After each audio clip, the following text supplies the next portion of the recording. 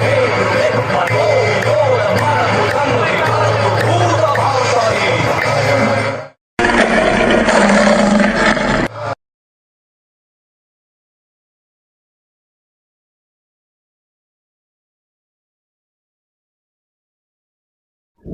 वैज्ञानिकों ने हमारे, जहां पे किसी मिसाइल का डिटेल पब्लिक डोमेन में नहीं था, परमाणु बम का डिटेल पब्लिक डोमेन में नहीं था, इसके बावजूद वर्ल्ड की सबसे बढ़िया मिसाइल बना लिया, वर्ल्ड का सबसे बढ़िया परमाणु बम बना लिया, वर्ल्ड का सबसे अच्छा सैटेलाइट बना लिया। एक के बाद एक इसरो हमारा वर्ल्ड रिकॉर्ड कायम करता जा रहा है। अभी चंद्रमा पे भी अपना पहुंचा दिया उसने, अगले सूर्य की भी तैयारी कर रहा है।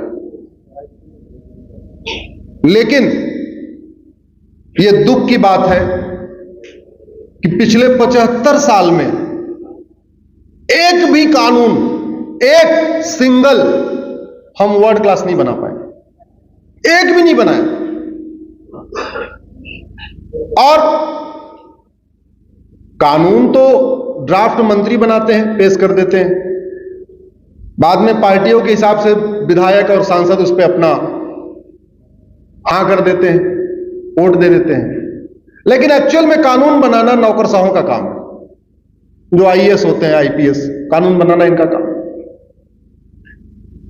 जब ये नौकरशाह अपना घर बनाना होता है तो कम से कम 10 आर्किटेक्ट से बात करते हैं। जब ये आईएएस अपना घर बनाते हैं तो कम से कम 10 लोगों का जो लेटेस्ट घर बना हुआ है उसको जाके देख के भी आते हैं। और किसी एक घर की नकल भी नहीं करते। एक घर के ड्राइंग रूम की नकल करेंगे, एक घर के बेडरूम की नकल करेंगे, एक घर के किचन की नकल करेंगे, एक घर के पोर्टिको की नकल करेंगे। कोशिश ये करते हैं कि हमारा घर इन 10 घरों से अच्छा हो।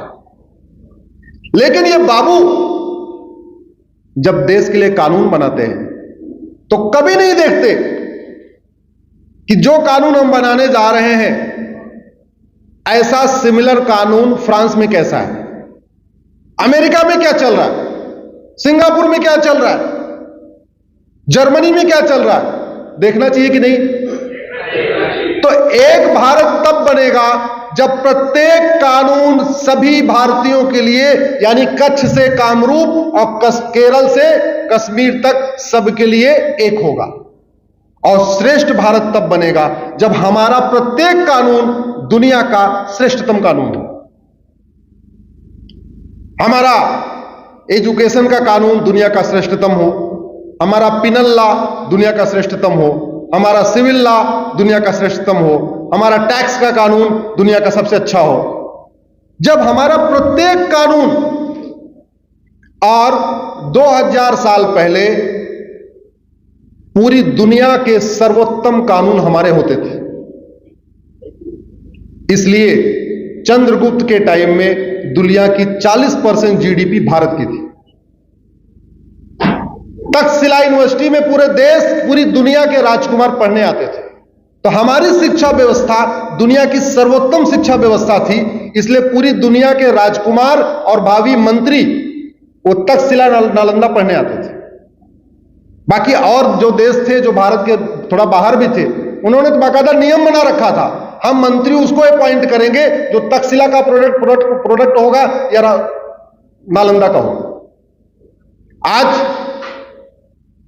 तक्षशिला तो चलो हमारे हाथ में नहीं है, वो तो रावलपिंडी हो गया, पाकिस्तान में चला गया। नालंदा बदहाल है। आज क्या है, जो ऑक्सफोर्ड का पढ़ा हो, जो कैम्ब्रिज का पढ़ा हो, वो अच्छा है।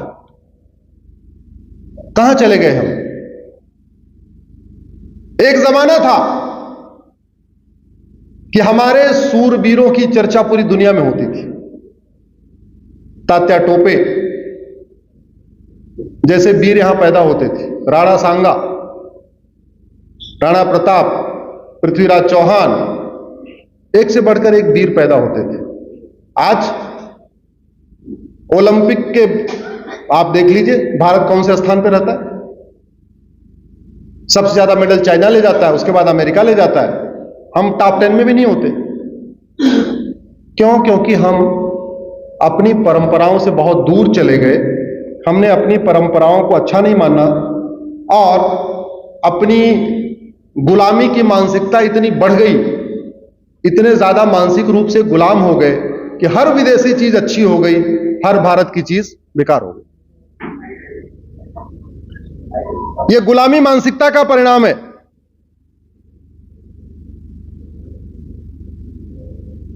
यह गुलामी मानसिकता का परिणाम है कि गुजरात के होटल में आप जाओगे तो जो गुजराती मेनू है वो तो मिलेगा, उसके बाद फ्रेंच मेनू मिलेगा, थाई मेनू मिलेगा, सारे विदेशों का मेनू मिलेगा। या तो गुजराती थाली मिलेगी या तो चाइनीज थाली मिलेगी। आंध्रा वाली थाली, तमिल वाली थाली, बिहार वाली थाली, यूपी वाली थाली नहीं मिलेगी। हाँ, ये मानसिक रूप, ये केवल गुजरात की बात नहीं है, यूपी में भी ऐसी है। या तो यूपी वाली थाली मिलेगी या तो चाइनीज मिलेगा, मोमोज मिलेगा, वहां भी गुजरात वाली थाली नहीं मिलेगी। हमारा देश इतना समृद्ध है हर मामले में, खान पान के मामले में, विचार के मामले में, हर मामले में हमें किसी और से देखने की जरूरत ही नहीं थी अगर हमने केवल अपनी चीजों को संगठित किया होता।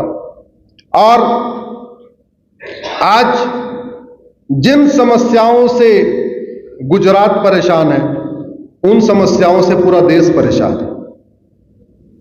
मैं कुछ गूगल पे रिसर्च कर रहा था, आपके गुजरात की राजधानी कर्णावती की डेमोग्राफी बदल रही है कि नहीं, जरा जोर से बोलिए। धर्मांतरण और घुसपैठ के कारण कर्णावती की डेमोग्राफी बदल रही है कि नहीं? अमरेली की डेमोग्राफी बदल रही है कि नहीं? आपके पाटन की डेमोग्राफी बदल रही है कि नहीं? आपके पालनपुर की डेमोग्राफी बदल रही है कि नहीं? मैं देख रहा था भरूच, भावनगर, छोटा उदयपुर, दाहोद, डांग, द्वारका, गांधीनगर, सोमनाथ, जामनगर, जूनागढ़, खेड़, कच्छ, महिसागर, मेहसाना, मोरबी,